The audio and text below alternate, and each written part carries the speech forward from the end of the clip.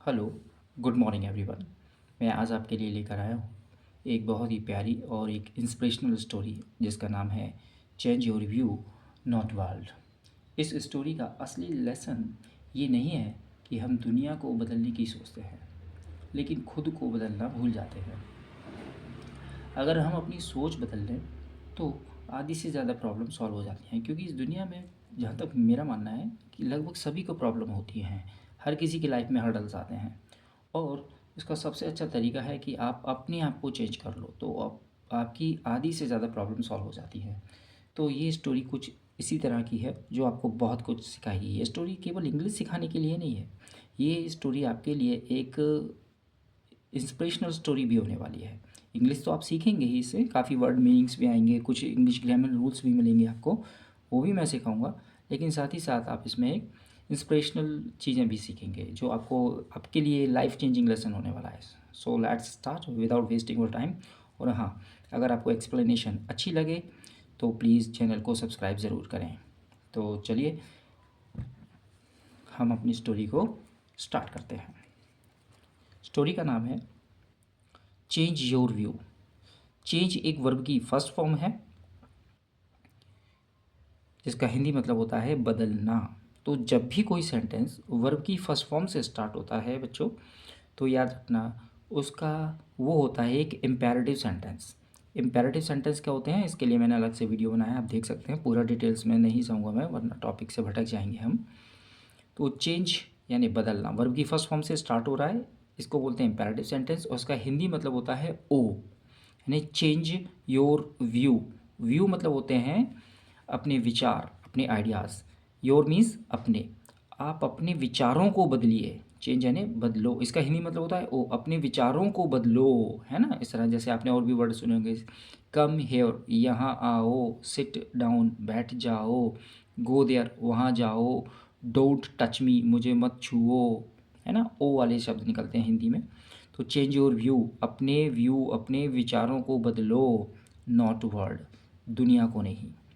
तो चलिए स्टोरी को स्टार्ट करते हैं अब अपन।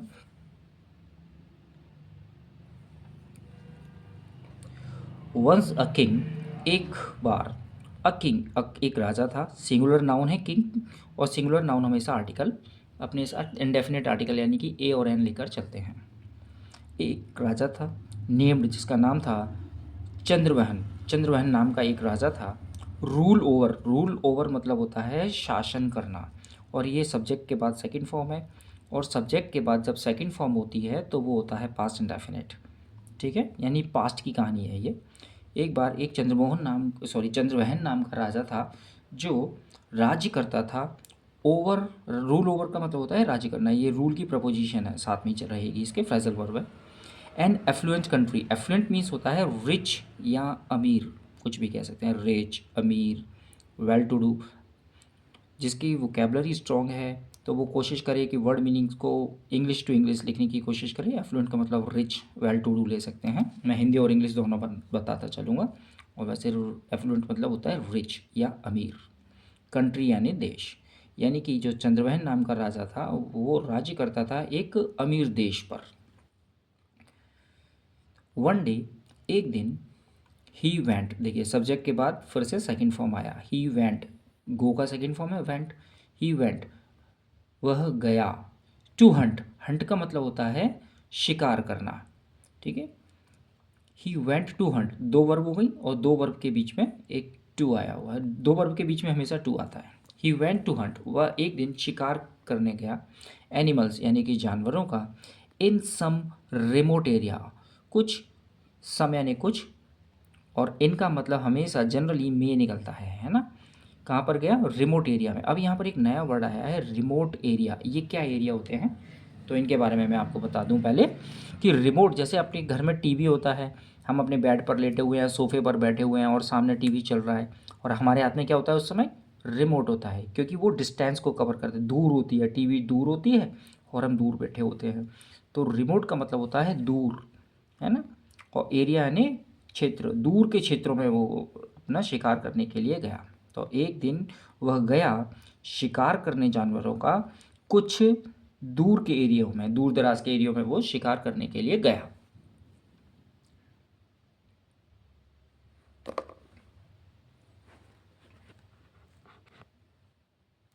When he return back. When का मतलब होता है, याद रखिए, व्हेन एक कंजंक्शन का भी काम करता है और एक इंटेरोगेटिव प्रोनाउन का भी करता है ना। व्हेन का मतलब कब होता है और व्हेन का मतलब जब होता है, लेकिन व्हेन का मतलब कब कब होता है, जब कब होता है, वो मैं बताता हूँ आपको। व्हेन का मतलब जब कब होता है ना, तो उसके बाद हमेशा हेल्पिंग वर्ब लगी होती है और लास्ट में क्वेश्चन मार्क होता है। जैसे when do you go to tuition, आप ट्यूशन कब जाते हो। When did you complete your graduation, आपने अपनी ग्रेजुएशन कंप्लीट कब की। When did she leave from here, वो यहाँ से कब गई, वो सभी में क्वेश्चन मार्क लगेगा। ठीक है ना, हेल्पिंग वर्ब आ रहा है। अब व्हेन का मतलब जब व्हेन के तुरंत बाद जब सब्जेक्ट हो तब उसका मतलब होता है जब। याद रखिए ये कंजंक्शन का काम कर रहा है। ठीक है, तो यहाँ पर सब्जेक्ट दिया हुआ है, इसका मतलब है, इसका मतलब है जब। व्हेन ही रिटर्न, जब वह लौटा। हालांकि इसमें देखो आपको एक और चीज़ बताऊँ, रिटर्न वर्ब के बाद जो ग्रामेटिकल, जो स्टूडेंट्स कंपटीशन की तैयारी कर रहे हैं बैंक एसएससी आरटीआई की, तो रिटर्न वर्ब के बाद इंग्लिश में बैक कभी नहीं आता। केम बैक हो सकता है, रिटर्न बैक कभी नहीं होता है। ठीक है, ये ग्रामेटिकल मिस्टेक है। जब आपके कंसेप्ट अच्छे से क्लियर होते हैं ना, तो आप बुक की भी मिस्टेक को पकड़ सकते हैं।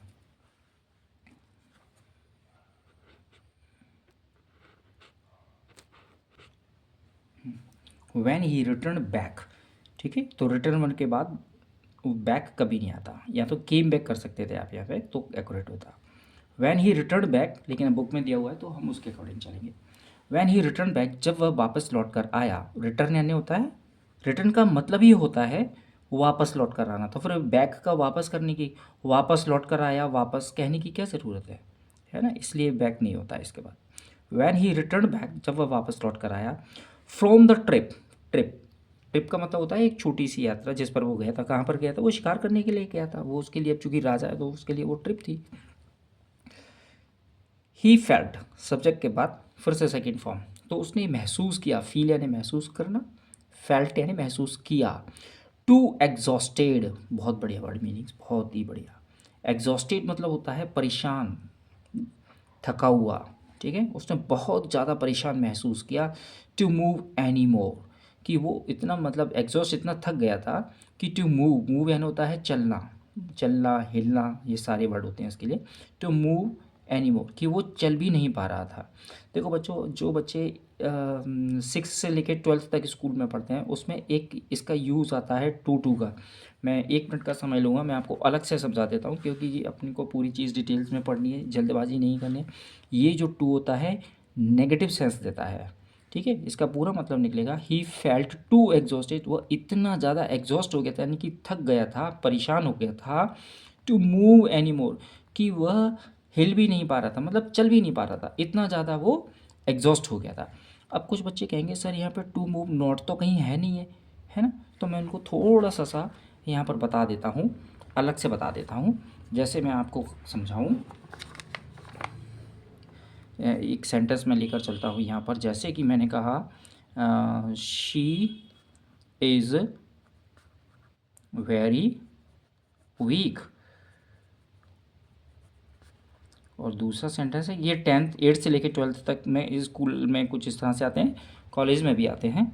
She is very weak, she can not walk. ठीक है, she is very weak, she can not walk, इसको जनरली एग्जाम में पूछा जाता है टू टू से कनेक्ट करने के लिए, है ना, टू टू से। इस पर मैंने एक अलग से वीडियो बनाया है टू टू का, ये बहुत ब्रॉड होता है, लेकिन आपको मैं इतना डिटेल्स में नहीं ले जा रहा हूँ क्योंकि हम बेसिक इंग्लिश सीख रहे हैं। ठीक, तो इसमें हमें क्या करना होता है, इस वेरी की जगह पर टू लगाते हैं, और याद रखना इस टू के बाद हमेशा एडजेक्टिव आता है, ये वीक एक एडजेक्टिव है। ठीक है, और दूसरे सेंटेंस के पहले हमें टू लगाना होता है, और इस टू के बाद हमेशा वर्ब की फर्स्ट फॉर्म आती है, ये माइंड में सेट करके रखिए आप। टू के बाद हमेशा वर्ब की फर्स्ट फॉर्म आती है, तो आंसर क्या बन जाएगा, she is too weak to, और टू के बाद वर्ब, वर्ब कहाँ पर है, वॉक, ये, क्योंकि दोनों का सब्जेक्ट कॉमन है ना। और ये देखिए कैन नॉट इसकी टू के अंदर ही है, यानी कि ये जो टू है खुद एक नेगेटिव है, इसलिए टू के बाद वर्ब आएगी direct. She is too weak to walk, इसका मतलब क्या हुआ, शी इज़ वेरी वीक, वह बहुत ज़्यादा कमज़ोर है। शी कैन नॉट वॉक, वह चल नहीं सकती है। और टू से भी यही मतलब निकलता है, she is too weak to walk, वह बहुत ज़्यादा कमज़ोर है कि चल नहीं सकती है। ठीक है, याद रखिए, ये मैं आपको बताना चाहता था।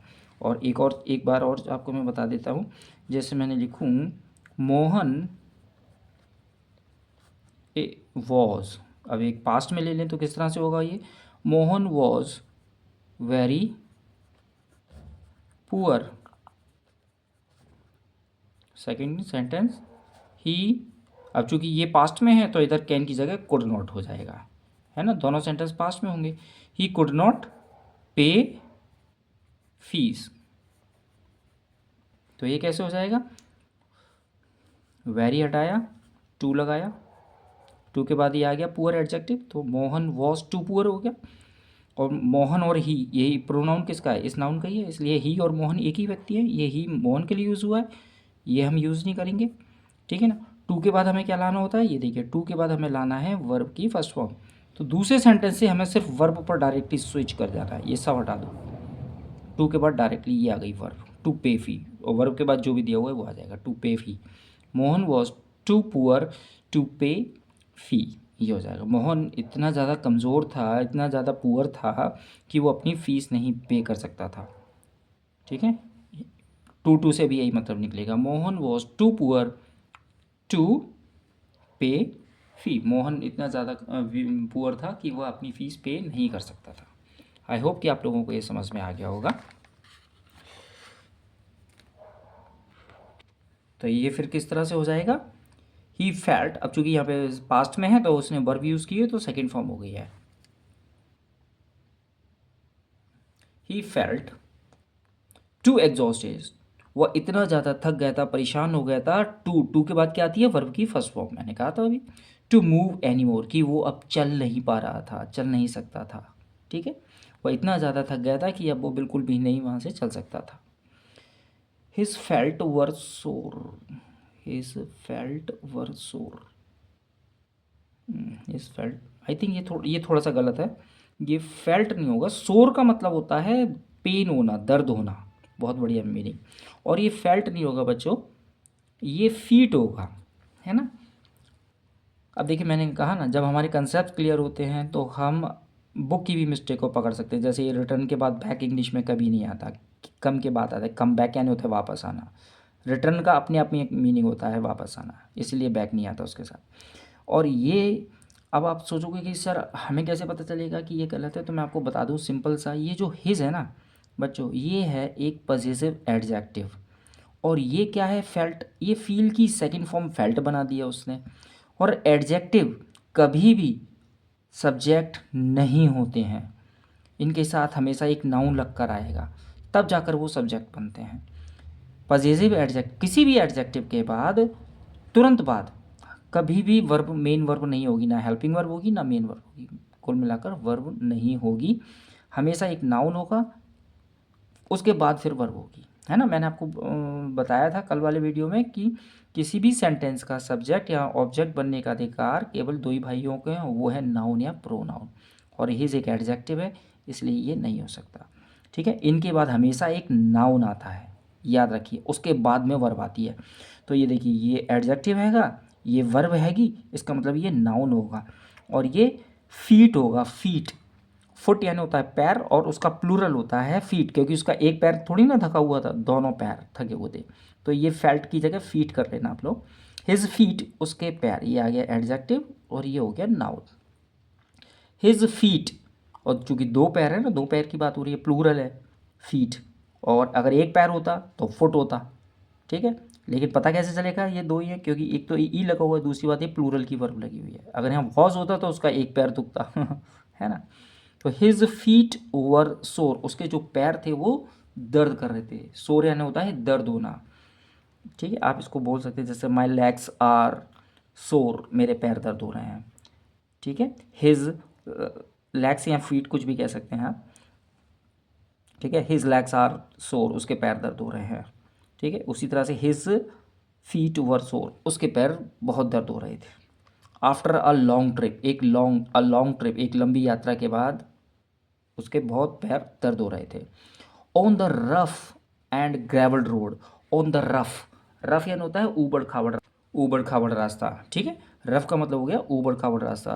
तो उसकी जो यात्रा थी वो कैसी थी, द रफ, एक ऊबड़ खाबड़ रास्ता था, रफ रोड है ना। एंड ग्रेवल्ड रोड, ग्रेवल्ड का मतलब होता है कंकड़ पत्थर वाला, जहाँ पर बहुत ज़्यादा मतलब चुभने वाले कंकड़ पत्थर पड़े हों, ग्रेवल्ड रोड, ठीक है। तो जो उसकी यात्रा थी वो कैसी थी, बहुत ज़्यादा बेकार रास्ता था, रफ रास्ता था। ग्रेवल्ड यानी कंक्रीट पत्थर वाला रास्ता था। रोड ऑफ डिस्टेंस्ड एरिया, और बहुत दूर वहाँ तक, डिस्टेंट तक, ग्रेवल्ड एरिया मतलब जो रोड थे वो बहुत ज़्यादा ऊबड़ खाबड़ थे, गंदे थे, पत्थर वाले थे, तो इसकी वजह से वो बहुत बुरी तरह से थक गया था। It was his first trip, ये उसकी पहली ट्रिप थी, मतलब ये उसकी पहली यात्रा थी, वो शिकार करने वो पहली बार गया था। First trip on road which pained him, on road ये उसकी रोड से पहली बार यात्रा थी। विच पेंड, अब यहाँ पर विच का मतलब क्या होता है, जैसे विच का मतलब जनरली बच्चे समझते हैं कौन सा से मतलब होता है, लेकिन मैं आपको बता दूँ, इससे पहले वाली वीडियो में भी बताया था, हु विच दैट, ये जब दोनों ये सेंटेंस के बीच में आते हैं तो ये रिलेटिव प्रोनाउन का काम करते हैं, और इनका हिंदी मतलब होता है जो या जिसने। तो यहाँ पर है जिसने से मतलब ले सकते हैं, और इस रोड के अकॉर्डिंग ये वर्ब है, ये वर्ब है, इसका सब्जेक्ट ये है। रोड विच पेंड हिम, वो रोड ऐसी उबड़ खाबड़ रोड, पत्थर वाली रोड, जिसने पेंड हिम, जिसने उसको बहुत दर्द दिया। पेन यानी होता है दर्द होना, ठीक है ना। पेन किलर अपन खाते हैं जब होता है तो दर्द होता है हमें, तभी तो खाते हैं पेन किलर। और पेंड हिम, उस रास्ते ने उसको बहुत ज़्यादा दर्द दिया। अलॉट यानी तो बहुत ज़्यादा दर्द दिया। सो इसलिए ही गेव द ऑर्डर, इसलिए उसने ऑर्डर दिया, आदेश दिया, सब्जेक्ट के बाद सेकंड फॉर्म, आदेश दिया, to cover the road, road को कवर कर दिया जाए, कवर यानी ढक दिया जाए, पूरी तरह से कवर कर दिया जाए, द रोड को, of his entire country, his यानी उसके देश की, एंटायर यानी होता है कंप्लीटली, पूरा, पूरे देश की रोड को, विथ लेदर, लेदर यानी चमड़े से। इसलिए उसने क्या आदेश दिया, उसने आदेश दिया कि उसके देश की पूरी सड़कों को लेदर से कवर कर दिया जाए। डेफिनेटली, निश्चित रूप से, डेफिनेटली का मतलब होता है निश्चित रूप से, निसंदेह है कुछ भी। This was a very expensive, expensive मतलब होता है कॉस्टली, महंगा, ठीक है। जिसे नहीं मालूम है वो लिख सकता है, एक्सपेंसिव यानी होता है महंगा, टास्क यानी होता है काम, वर्क, ये बहुत ज़्यादा महंगा काम था, ठीक है। कौन सा काम, कि पूरे देश की रोडों को लेदर से कवर कर देना। एक्सपेंसिव टास्क, ये बहुत ज़्यादा महंगा काम था।